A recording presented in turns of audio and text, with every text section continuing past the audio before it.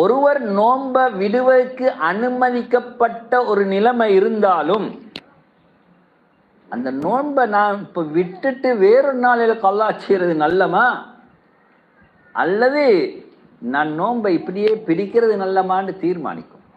ஒரு பிரியாணியை பொறுத்தவரையில் நோன்பை விட இயலும்.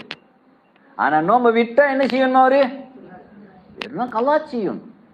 எனவே ஒரு உண்மையாவே ஒரு கஷ்டமான ஒரு நிலைமை இருக்குதுன்னு சொன்னா பிரயாணத்துல அல்லாஹ் தஆலா அனுமதிச்சு, தாராளமா அனுமதிச்சு, அதுல நாங்க டவுட் பண்ண தேவையில்லை. எனவே தாராளமாக அனுமதியுள்ள உண்டு. ஆனா கட்டாயமாக அவற்றை உறுதி இருக்க வேண்டும். நான் என்ன செய்வேன்? வேறு நாளையில கல்லா செய்வேன். நாங்க இந்த சலுகை மட்டும் எடுத்து போட்டு கல்லா செய்யாம இருப்போம் என்றா நாங்கள் அல்லாஹ்ட்ட குற்றவாளிகளாக மாறுவோம் என்பதை நாங்க விளங்கிக் கொள்வோம்.